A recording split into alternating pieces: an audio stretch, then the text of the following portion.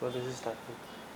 Tony, what is the value of marriage in your life? और अगर define करना हो मैरिज को तो how can you define? I mean in today's time youngsters होते हैं, आपको नहीं लगता कि बहुत हल्के में लेते हैं रिश्ते को, शादी को? What you to say about it?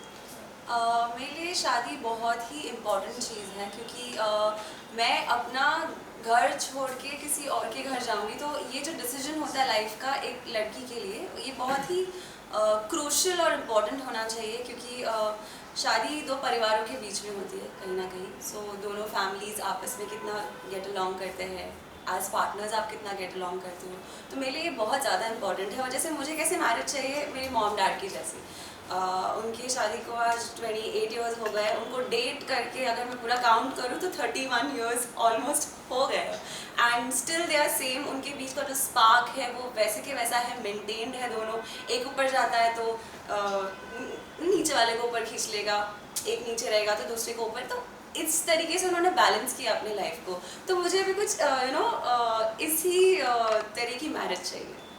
ये भी कहना चाहूँगा कि ये जो रियलिटी शो था, पहला था रियलिटी शो आपका, मतलब एक जो आपको मिला है इमेज, आपका जो नाम हुआ इसके थ्रू, उसको लेके कितनी खुशी और कैसा अनुभव था इस शो का हिस्सा बनने पे? सबसे पहले तो मन में एक डर होता है क्योंकि लाइफ का पहला रियलिटी शो है। तो मैं सोच रही थी पता नहीं कैसे होगा, कर पाऊँगी नहीं कर पाऊँगी, लेकिन जब स्टार्ट किया तो मुझे बहुत अच्छा लगा। मुझे बहुत ज़्यादा एक्सपीरियंस मिला यहाँ से, बहुत कुछ सीखने मिला। एज अ पर्सन मैं यहाँ पर मेरे खुद के बारे में मैंने खुद को जाना है यहाँ पर काफ़ी हद तक। तो मैंने आई एम वेरी हैप्पी कि मैंने ये डिसीजन लिया और मुझे घर से पूरा सपोर्ट मिला इस चीज़ के लिए and I am glad I was a part of स्वयंवर। जितने भी टेलीविज़न शोज़ होते हैं, मतलब रियलिटी शो गए या कोई और भी शो है, एक एंटरटेनमेंट मीडियम है, इतना सीरियसली नहीं लेना चाहिए, लेकिन ये जो मैरिज का कॉन्सेप्ट है उसको रियलिटी शो पे दिखाना कहाँ तक आप जेन्युइन समझते हैं? मुझे लगता है ये कॉन्सेप्ट है और इस दुनिया में इतने सारे कॉन्सेप्ट्स बनते हैं अलग अलग चीज़ों के, अलग अलग रियलिटी शोज़ के, जैसे बिग बॉस का अलग कॉन्सेप्ट है। और तो एज अ कॉन्सेप्ट तो मैं इसकी बहुत रिस्पेक्ट करती हूँ, there is nothing wrong in it and after all ये पर्सन की चॉइस है। अगर ये मेरी चॉइस है इसमें आना तो सही गलत मैं नहीं देखूँगी। ये चॉइस है मिक्का जी की कि उनको स्वयंवर रचाना है, तो देयर इज नथिंग रॉन्ग, उनकी चॉइस है ना। तो अगर आपको कोई फोर्स कर रहा है that's wrong, but if you are willingly going into it there is no harm in it. पहले भी कई सारे शोज़ आए हैं, जैसे मल्लिका शेरावत का शो था मैरिज को लेकर, राहुल महाजन का था, राखी का लेकर था, लेकिन ये शो में जो भी जोड़ी बनी, जो भी रिश्ता हुआ, वो कामयाब नहीं हो पाया, तो उसके बारे में क्या कहना चाहेंगे? Yes, back of the mind ये क्वेश्चन रहता है कि कोई भी जोड़ी यहाँ पर बनी नहीं थी पिछले सीजन्स में एंड बट राहुल जी की कुछ 4 इयर्स तक उनकी भी मैरिज चली थी। तो आई थिंक दो लोगों के बीच की आपस की अंडरस्टैंडिंग है, अगर उनको आगे लेकर जाना है तो लेकर जाएंगे और नहीं लेकर जाना तो नहीं लेकर जाएंगे। So again it's person to person. तो आई थिंक यहाँ लेकिन Mikka ji is very serious and he will take things ahead. Mikka ji के बारे में ये भी है कि मतलब एंटरटेनर तो ही अच्छे, बहुत दरिया दिल इंसान है, बहुत सारा सोशल वर्क करते हैं, तो वो कितना इंस्पायर किया आपको? मुझे उनका सोशल वर्क बहुत ज़्यादा इंस्पायर करता है हमेशा, नॉट जस्ट ह्यूमंस बट वो एनिमल्स का भी। चलेगा, इतना नहीं आएगा। ये कंटिन्यू होते हाँ, मुझे मिक्का जी का सोशल वर्क बहुत ज़्यादा इंस्पायर करता है क्योंकि वो इंसानों की तो मदद करते ही है, साथ साथ जानवरों की भी बहुत मदद करते हैं। मैंने देखा है कि उनका खुद के फार्म हाउस पे कुछ 12 हॉर्सेस है, उसके अलावा वो डॉग्स का बहुत ध्यान रखते हैं। सेट पे भी अगर कोई डॉग घूम फिर कर अगर आ जाता था तो ही used to give food to them. और जितना वो डिवाइन टच के थ्रू जितनी वुमेंस की जो मदद करते हैं उनकी एजुकेशन में या उनको काम दिलाने में या उनको कुछ काम सिखाने में, तो मुझे ये सारी क्वालिटी उनकी बहुत ज़्यादा पसंद आती है और कहीं ना कहीं मैं खुद इंस्पायर्ड हो रही हूँ और मैं भी आगे इस तरीके की मदद करना चाहूँगी लोगों से। अगर भगवान मुझे उतना देगा तो मैं भी उतनी मदद ज़रूर करूँगी। बिग बॉस शो का भी हिस्सा बनना चाहती हैं आप? क्या ऐसा आपको इंस्पायर किया कि उस शो का हिस्सा बने? और जहाँ तक बिग बॉस की बात है, तो जितने ही विनर्स हुए, फेम और मनी फैक्टर तो होता ही इंपॉर्टेंट, वो मिलता ही है, लेकिन लॉन्ग रन के लिए इस तरह के शो में पार्टिसिपेट करना या विन करना कितना लॉजिकल आप मानती हैं? Big boss is one of my favourite shows. Honestly मैं पूरे साल उस मंथ का वेट करती हूँ जब बिग बॉस स्टार्ट होगा, क्योंकि I like that, I am that person, masala पसंद है मुझे। तो एज अ व्यूवर ओवर भी मुझे पसंद है और मैं मैं जाना चाहूँगी वहाँ पर लोगों मैं चाहूँगी कि लोग मुझे जाने बिग बॉस के थ्रू, और एज यू सेड कि फेम भी मिलेगा वहाँ पर, और मस्ती मजाक में एंटरटेन करना चाहूँगी लोगों को, क्योंकि बचपन से मैंने ये चीज़ बहुत इन्जॉय की। जैसे स्कूल में भी या कॉलेज में भी मैं जब फेस्ट्स में पार्ट लेती थी, मुझे अच्छा लगता था जब लोग मेरे आसपास के हंसते थे या मेरे परफॉर्मेंस को इन्जॉय करते थे। तो इट्स इन मी, तो मैं चाहती हूँ कि मैं लोगों को एंटरटेन करती रहूँ। और ज़्यादातर लड़कियों को ऐसे लड़के पसंद होते हैं जिनका सेंस ऑफ ह्यूमर बहुत अच्छा हो। आपके पापा ही बहुत बड़ा एग्जांपल हैं। कितना सीखा सेंस ऑफ ह्यूमर जो क्वालिटी, कितना आपने जनरेट किया है अपने में? मुझे तो ऐसा ही लाइफ पार्टनर चाहिए मेरे डैड जैसा, क्योंकि he is a very supportive person and मतलब हमको घर पे ना टीवी की ज़रूरत ही नहीं है ऑनेस्टली, क्योंकि घर में पूरा टाइम एंटरटेनमेंट चालू ही रहता है। लाइक कोई ना कोई हीरो यहाँ वहाँ पड़े रहेंगे।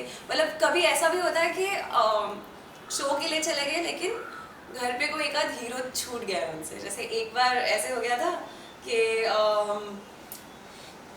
क्या नाम है उनका, अमिताभ बच्चन जी, वो उनको छोड़ के चले गए थे, घर पे छूट गए उनसे। मैं और मम्मी सोच रहे कि अभी क्या करें क्या करें। तो हमने अमित जी से बोला कि अमित जी आप ये फैन कैसे साफ करोगे? तो मैं तो अरे करके फैन साफ करवा दिया। मम्मा बहुत इस चीज़ में बहुत ये है। फिर एक बार ऐसा है कि सर को उनको छोड़ दिया उन्होंने घर पे गलती से, तो हम लोगों ने उनसे करके सारे खिड़की के कांच साफ करवा दिए। तो हम लोग ऐसे काम कराते थे, मेरे डैड के अंदर जितने भी एक्टर्स हैं ना उससे काम करवा दे रहे थे हम लोग घर के। So yes, coming to the point, मैं मेरे डैड से बहुत ज़्यादा इंस्पायर्ड हूँ। वो मुझे हमेशा लाइफ में गाइड करते हैं और जहाँ पर भी मैं अटकूँ he is always there as a saviour. Dads ऐसे ही होता है। तो सेंस ऑफ ह्यूमर तो एक चीज़ है, डैड से सीखा। बाकी उन्होंने जो नाम हासिल किया है अपने को टैलेंट से, और जो स्ट्रगल किया है, आप कुछ बताते हैं, कुछ सिखाते हैं कि कैसे सस्टेन करना है इंडस्ट्री में, कैसे आगे बढ़ना है, क्या करना है बेसिकली, क्योंकि बहुत इनसिक्योरिटी है अगर इस फील्ड की बात करें तो, एंटरटेनमेंट की बात करें तो क्या कहेंगे इस बात चीज़ को लेकर?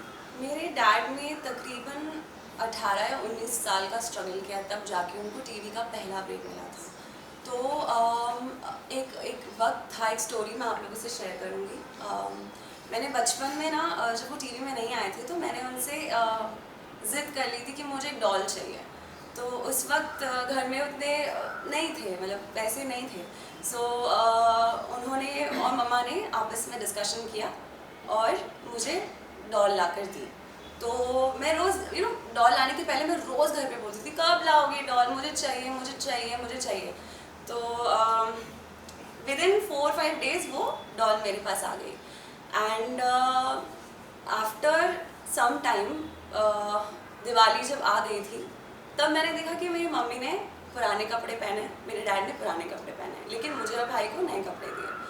तो कुछ सालों पुरानी बात है, तब मॉम ने जाके मुझे इस चीज़ को ओपन किया कि बेटा जब तुमने डॉल मांगी थी ना तब हमारे पास कुछ भी नहीं था, लेकिन डैड के पास कहीं शो से कुछ तब वो एक शो का 250, 100, 500 इतना चार्ज किया करते थे। सो डैड को एक शो मिला था और उससे वो दिल्ली डॉल लेके आए थे, लेकिन हमारे पास उस वक्त पैसे उतने नहीं थे तो हमने नए कपड़े नहीं खरीदे थे। तो आज मेरी लाइफ में मुझे सारी लग्जरी मेरे डैड ने दी है, ऐसी कोई कमी उन्होंने नहीं छोड़ी मेरी ज़िंदगी में। तो मैं भी यही चाहूँगी कि आगे चलकर उनको वो सारी लग्जरीज दूँ जो अपनी तरफ से अब डैड आपने बहुत कर लिया मेरे लिए, मुझे आपके लिए करना है, ऐसा I want to do for him and my mother. हमेशा नेपोटिज्म की बात होती है इंडस्ट्री में कि आपका एक बैकग्राउंड होना चाहिए तभी आप सक्सेसफुल हो सकते हैं।